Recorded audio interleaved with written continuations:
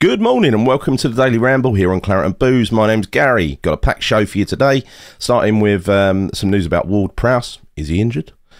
Some new coaching staff, including a really interesting bit that you'll like. Jesse Lingard latest. That's an evolving situation. The Saudi bid for Aguerd, which looks quite serious. And then on to the main course. So what would happen if the Qataris took us over? So, and I'll finish off by talking about the AFCON. This grim, that is. Okay, so on to the first thing. So, James Ward-Prowse, apparently, according to the club, took a knock in training yesterday, and he's been sent for a scan. The club think it's not serious. They're not too worried about it. It does seem to be a knock. Nobody said it's a knee or anything critical like that. So, fingers crossed, that's not serious. On to the next topic, coaches. So, as you know, 3 new coaches were appointed yesterday on top of the existing ones, who are Billy McKinley, Kevin Nolan and Xavi Valero, who I didn't even know existed, but apparently he's a goalkeeping coach. So, Mark Robson, I'm really pleased for him. Promotion from the under-21, so that is a really good move. I love to see our own ex-players progressing through the system. Henry Newman, who scouts for the opposition at the moment, not anymore. Somebody else will be doing that job. And this is the interesting one, Johnny Heitinger. This is a guy who, as a player, was a World Cup runner-up in 2010. Everton Player of the Year in 2012. He played 5 seasons under David Moyes, 140 games, scoring 2 goals. He had 7 seasons at Ajax, winning the Dutch League twice, Dutch Cup 3 times. He was the Dutch Footballer of the Year in 2007 and 8. This is a highly decorated guy with an amazing pedigree. Also, a hard nut looking bloke as well. I think he's possibly going to be Moyes' enforcer. So, and a bit of recent history for him. He dipped his toe in the water of coaching, and earlier this year, in January, he took over as the Ajax coach. And he steered them from 5th in the league to 3rd in the league, which, that sounds like progress to me. But he got fired because, on the basis that he's the first coach to not get them qualification to the Champions League since 2007. Seems a little bit harsh to me, but hey. Anyway, the interesting thing here is that he would have managed for 5 months Alvarez and Kudus. So I think that is kind of an inspired appointment, whoever did it. He will know how to get the best out of Kudus, I imagine. I've got to look back and see how Ajax did in that period and where he was playing and what he was doing, because that'll be really interesting. So that's it. I'm amazed at the logic of that signing. Right, really, really good. Next, on to the evolving saga of Jesse Lingard. So, there's a lot of media stories out there at the moment. There's one newspaper saying, "Oh, West Ham might miss out," and sort of framing it as a disaster if we missed out. Well, let's be clear here. He needs us more than we need him. His stock is low after the diabolical season and well-paid season that he had at Nottingham Forest. He contributed nothing to them last year. He was fit as well, right? So he's come back obviously quite fat, and he's got himself fit. And according to the club, I mean, a week ago, they said he's a couple of weeks away from fitness. So it must be getting to the time now where a deal's got to be done. I think we've got 8 days to register him as a Premier League player. So I think personally that his stock is low. His brothers know it. I don't think he's getting the enormous offers that he would have got had he played for West Ham for a year. And I think his brother, who's his agent, is panicking, and he's putting these stories out there about Saudi, MLS and Wolves. But you never know. Somebody like Wolves, they probably are a bit desperate. They ain't got any money, so it'd just be wages they have to pay. He is a free agent after all. But let's be clear, this ain't the star prize. We're helping him. He ain't helping us. So my conclusion in all this is ignore the noise, because we will sign him. I can't see any other way this will work out, because he knows that coming to West Ham, playing under David Moyes, he knows his stock will go up. End of the season, that he can get his dream move to Saudi. Okay. Talking of Saudi, Aguerd. has already turned down an initial offer. I think it was 24 million made by one of the Saudi clubs who are swimming in money. My opinion on this is, I think if this had have happened earlier in the summer, I think we might have been tempted, because I don't think Aguerd is suited to this low block system. He's more of a ball playing centre half who brings the ball out of defence, etc., etc. He does tend to lapse. He's unable to focus entirely for 90 minutes or 100 minutes as it is now. Unlike some of our other people who are suited to it, like Zuma, like Ogbonna, I'm expecting Mavropanos, Alvarez. They're all comfortable in this system. I don't think Aguerd is. So I think I'm going to talk about the AFCON later. But my opinion is, I think we'll deflect all bids. There are other bids as well. I think we will deflect all bids because we need all those centre halves for the European campaign between now and January. But I think we might move him on in January. I guess it depends how he does between now and then. Now, on to the main course. And before we talk about Qatar, I just want to say one thing. I want to remind you. In the summer, Nick and I, when we found out that Tim was being hired by the club, it was mind-blowing. We thought, how the bloody hell have they found this bloke? And how has Sullivan convinced him to come here? Because apparently been interviewed by Chelsea and Liverpool and clubs like that. So we didn't buy it. But then, we were told it was Sully, so we thought, all right, fine, we'll let you have that. And Tim, even though he really hasn't been allowed to do what he'd want to do, clearly, him and Moyes appear to be getting on quite well. Him and Noble appear to love each other. So I think Tim is working to a higher agenda here. I still believe this. And I still believe it's linked to, him being placed. This was our conspiracy. New owners placed him there to protect the asset. It could also be Kretinsky, by the way, wanting to protect his investment. But anyway, if that turns out to be true, I want you lot to know that me and Nick are officially ITKs. Yeah. Get the best conspiracy theories here on Claret and Booze. So, first of all, is West Ham for sale? Now, if you listen to people like Sean Whetstone, who talks to David Sullivan, Sullivan said, no, of course we're not for sale. West Ham has unofficially been for sale for about 2 or 3 years. It's kind of common knowledge, right? They've been punted around. And it's been offered on the quiet. And hence Kretinsky getting involved as a significant investor. They will deny it, of course they will, because you don't break confidence if there's something going on. But I don't see a chance of Sully, resisting a last killing on West Ham. And he could always buy Birmingham again if he's bored, right? I think Golden Sullivan, when he was alive, said that if a rich Arab came along, they would sell. And I think, from what we are hearing, interest has been made clear, contact has been made, and so therefore that rich Arab could actually be on the horizon and on his way in. So first and foremost, Sully's a businessman. He wants to make money out of it. Of course he does. That's why he bought into West Ham in the first place. It weren't some love of West Ham. I think it was kind of for gold. Definitely wasn't for Sullivan. And I'm sure if the Qataris are serious, a deal will be done.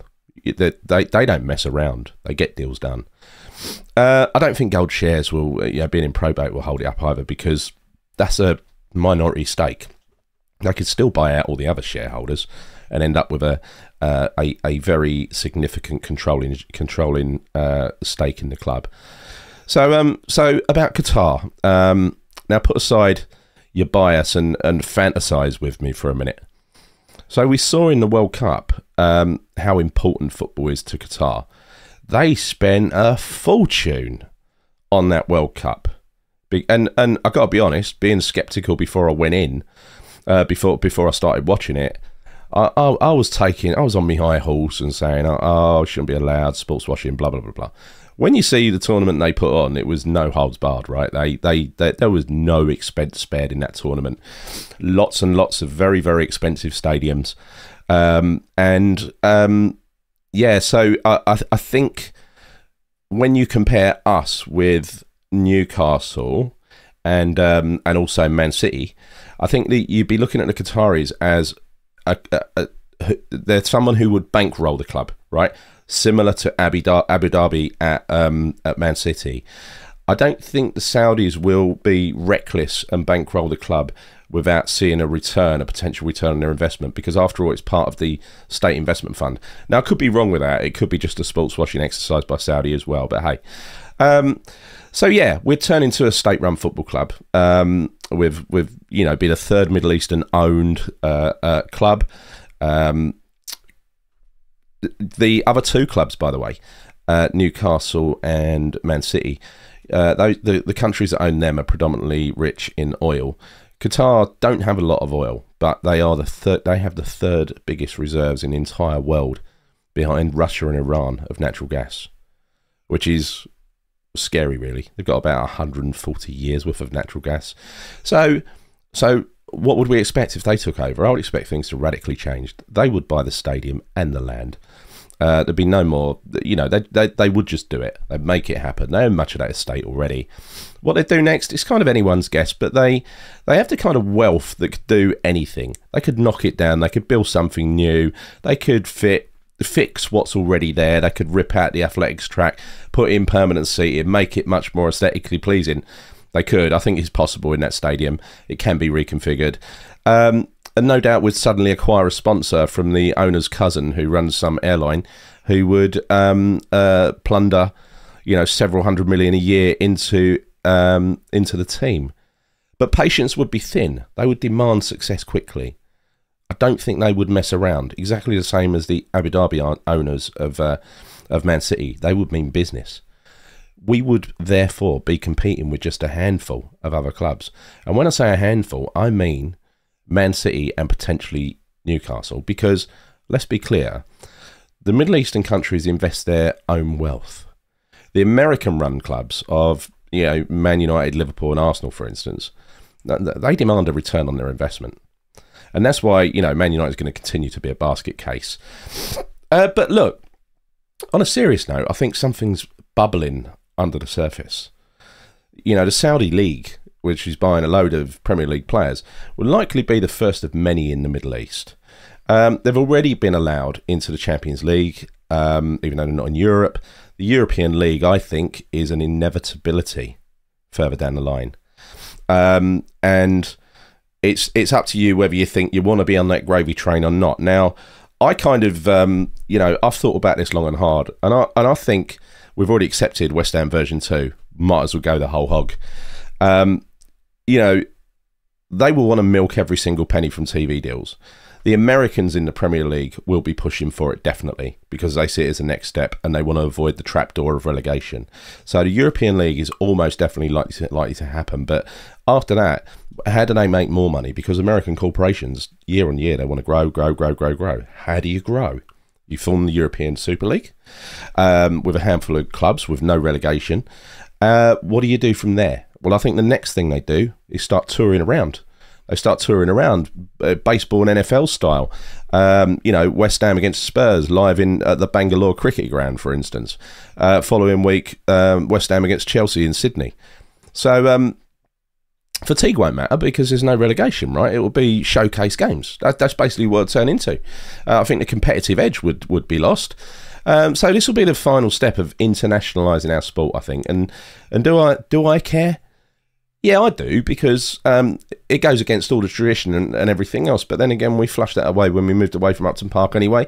And look, I don't consider my beliefs to be any more important than other people's. So would I like to see us win more trophies? Yes, I would. Yeah, definitely I would. And look, the European League wouldn't happen overnight. I think that's probably 5, maybe 10 years down the line. And maybe a European League would turn into a World League. A proper World League, not like the World Series in the States. But I hear you ask, we're selling our soul. Are we, really? I mean, our current ownership is not exactly a shining example of morality, is it? I mean, so we can't play that card.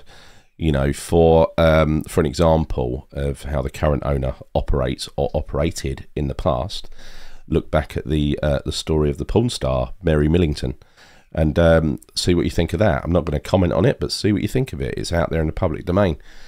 So my instinct, always, if you know my politics, is to say no. Look at their human rights. But during the last World Cup, I had a kind of light bulb moment. You know, I was sitting atop my ivory tower with being kind of snobbish, I guess, and saying, look at them with their dodgy human rights and their, you know. But then when I thought about it, I sort of thought, it's another country. It's a different country. We have no jurisdiction over how they make their rules and how they operate. And let's look at ourselves. Homosexuality is banned in Qatar. Homosexuality was banned here until 1967, when they finally allowed 21-year-olds, 21s and over, to have homosexual relationships. And then it took until 1994, for it to drop to 18 years old, and then 2001 for it to drop to 16, which is incredible, right? I mean, this is not long ago. So I think you've got to be careful about, you know, casting aspersions around other countries when we don't run them. We've got no right to really comment on how they operate. I mean, we can say we don't like it, but we've also got to look at ourselves and what we've done in the past. And that's not too long ago. Not too long ago, we were imprisoning people for homosexual relationships. You know, a 19-year-old versus sleeping with a 17-year-old. That 19-year-old could be and would be put in prison for basically sleeping with an underage person. Right, so I could also say I hate that they make money from carbon emissions, but again, it's mainly gas, and the same applies to us, surely, right? We're busy drilling in the North Sea, extracting gas reserves. We can't apply one rule to them and one rule to us. So look, we'd see a competitive West Ham. We wouldn't only be competitive; we would turn into one of the giants of Europe. When you consider how long it took City and Chelsea to build, and the opposition we'd face, because the big clubs would definitely push back on this, the established big clubs. But I'd like to think as well, us fans, right? We love a party. I'd love to think we stay the way we are and we never let it go to our heads if this were to happen. I say that because, you know, Prague was special, really, really special. But then a couple of days later, we saw City. And I know the stadium was crap and everything else, right? But I wouldn't see a crappy stadium stopping West Ham having a party. And I'd hate to think we would become that. And again, not digging at City fans. I really like City. And they're genuine fans who've been around for years. But really, 10 minutes after the game, after you've lifted the trophy, exiting stage left, just wouldn't happen with us. And I hope it never happens with us. So look, we could be a top 4 team. But just how many super rich teams can fit into the top 4? This is Nick's point yesterday. Well, there's rich and there's super rich. I think the American-owned clubs are quite rich. I think Man City is super rich. I think Saudi are in between the rich and the super rich, because they're not going to spend recklessly. They've also got other interests, Saudi, like they've bought up golf, they've bought up F1, and basically this is entertainment to keep their you know, their public happy, their sport loving population, right? And so I don't know what the ambition for Newcastle is in the minds of the Saudis. Only they will know that. But I think this is something that, you know, this is something they will run as a business. They will put money into it, but I don't know whether they're going to spend recklessly on it. All right. But I think if the Qataris took us over, they would just plunder money into it. And so I think we would be with Man City at the super rich end. Right? I genuinely think that. So, does that excite you? I think it excites me, I must admit. What else? It got me thinking about like the evolution of West Ham. So, you know, we're already West Ham 2.0. And I love Nigel for saying that, Nigel Khan. He was the one who said, in my mind, Upton Park was West Ham 1.0 and this is West Ham 2.0. And I agree with that. It makes logical sense to me. We're 7 years outside the London Stadium. Another 25 to 30 years, and most people who went to Upton Park, if you base it on an average age of like 30, won't be watching, you know, they won't, in 25, 30 years, they won't remember Upton Park. All those people won't be watching at London Stadium anymore. So the vast majority of people inside the London Stadium will be new fans, or people who never knew Upton Park will be replaced by new fans. Look at what happened when we moved in there. You know, we added 20,000 season ticket holders, a lot of youngsters. People grow up, people have kids, you know, and hopefully that just magnifies, just gets bigger and bigger. You know, the point is, it's fine for the likes of, you know, if you're my age, maybe a little bit younger, it's fine for us to look back and reminisce and say Upton Park was fantastic and we never should have moved. But we have moved, and we are where we are. So if we've moved this far, in my mind, let's take the next step. West Ham 3.0. So, you know, let's have a look. I was, when I first heard this the other day, I was having flashbacks to the Biscuit Baron and the billionaire, the Icelandic billionaire who bought us. And, you know, typical West Ham style, we got the first bankrupt billionaire, which was that is just true to us. So it always feels to me that when something good happens, West Ham is followed by something bad. I'd love for that to stop, by the way. That was, in hindsight, even though Eggy he put a fan-friendly face on it, they were fucking incompetent, totally incompetent. And Goodmanson was a convicted fraudster, right? That was a disaster waiting to happen, and 2008 just put the lid on it, didn't it? So I do fear if Qatar takes us over that they're, you know, I was thinking, oh, their oil wells will dry up within weeks. There'll be queues at the petrol forecourt and everything else, but they do gas, mainly drilled from under the sea.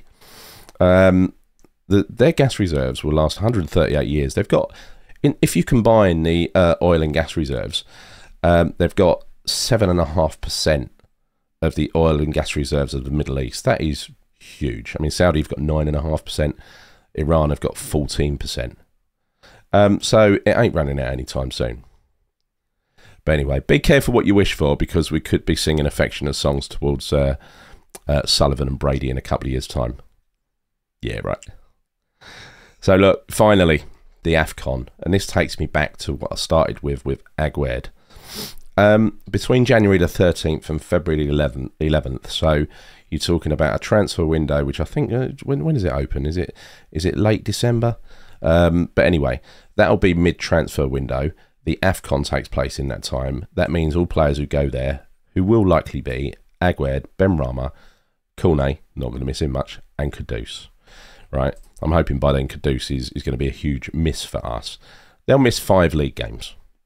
I think that's a perfect time to cash in on Aguerd, who, like I said, I like him a lot, but he ain't suited to this style. You know, perhaps get someone in who is, take the cash. It'll probably be his peak value, and I'm convinced that when a player reaches their peak value, like Declan Rice, you should you should cash in and you should reinvest. And I think that theory has been put to the test this summer, and it's proved to be a really good theory. Okay, because we're better off. We're better off than we were with Rice.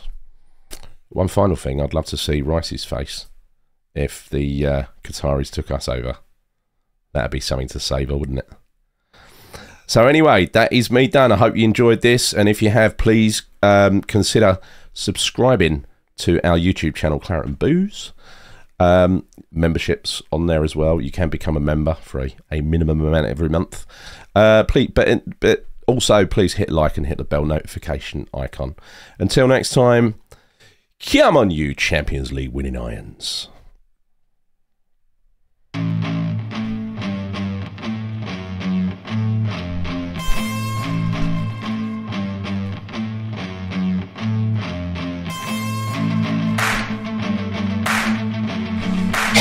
Huh.